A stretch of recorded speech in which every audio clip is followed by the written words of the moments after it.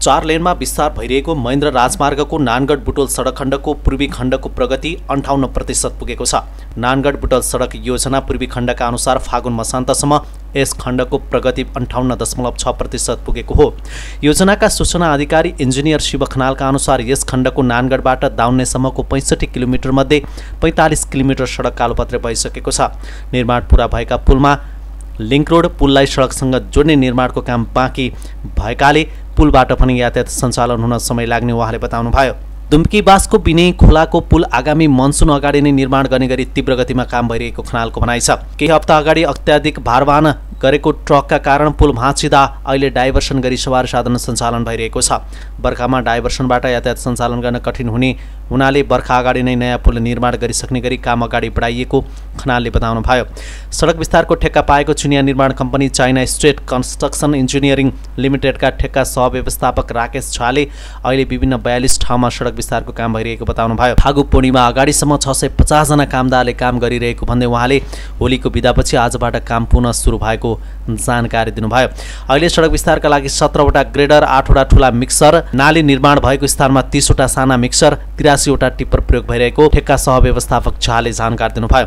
पूर्वी खण्डमा निर्माण हुने 216 वटा कलभर्ट मध्ये हालसम्म 200 वटा कलभर्ट निर्माण पूरा भएको भन्दै उहाँले दाउन्नेमा 9 वटा निर्माणाधीन तथा 6 वटा काम सुरु गर्न बाँकी रहेको बताउनुभयो।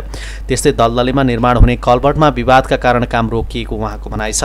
चिकित्सा गर्ने ठाउँ रातभरि कराउनु पर्ने, कनाउँदै त्यहाँबाट रगत पनि आउने। वैद्युक आयुर्वेदमा गएपछि दबाई निरन्तरसँग खाएँ र अहिले मलाई ठुलो विश्वास आयुर्वेदमा छ। म साह्रै पीडित भएर म यो खुसीको आँसु हो।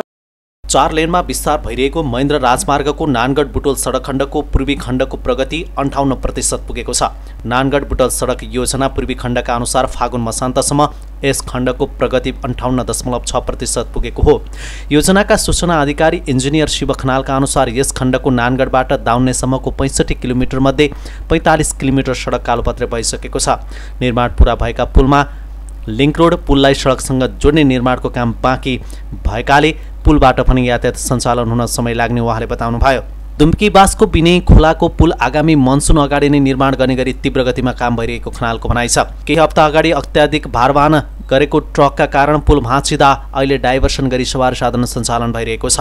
बर्खामा डाइभर्सनबाट यातायात सञ्चालन गर्न कठिन हुने हुनाले बर्खा अगाडि नै नयाँ पुल निर्माण गरिसक्ने गरी काम अगाडि बढाइएको खनालले बताउनुभयो। सडक विस्तारको ठेक्का पाएको चिनिया निर्माण company China state construction engineering लिमिटेडका ठेक्का सहव्यवस्थापक राकेश झाले अहिले विभिन्न 42 ठाउँमा सडक विस्तारको काम भइरहेको बताउनुभयो। फागु पूर्णिमा अगाडिसम्म 650 जना कामदारले काम गरिरहेको भन्दै उहाँले होलीको बिदापछि आजबाट काम पुनः सुरु भएको जानकारी दिनुभयो। अहिले सडक विस्तारका लागि 17 वटा ग्रेडर, 8 वटा ठूला मिक्सर, नाली निर्माण भएको स्थानमा 30 वटा साना मिक्सर, 83 वटा टिप्पर प्रयोग भइरहेको ठेक्का सहव्यवस्थापक झाले जानकारी दिनुभयो। पूर्वी खण्डमा निर्माण हुने 216 वटा कलभर्ट मध्ये हालसम्म 200 वटा कलभर्ट निर्माण पूरा भएको भन्दै उहाँले दाउन्नेमा 9 वटा निर्माणाधीन तथा 6 वटा काम सुरु गर्न बाँकी रहेको बताउनुभयो। त्यस्तै दलदलीमा निर्माण हुने कलभर्टमा विवादका कारण काम रोकिएको उहाँको भनाइ छ। चिकित्सा गर्ने ठाउँ रातभरि कराउनु पर्ने, कनाउँदै त्यहाँबाट रगत पनि आउने। वैद्युक आयुर्वेदमा गएपछि दबाई निरन्तरसँग खाएँ र अहिले मलाई ठुलो विश्वास आयुर्वेदमा छ। म साह्रै पीडित भएर म यो खुसीको आँसु हो।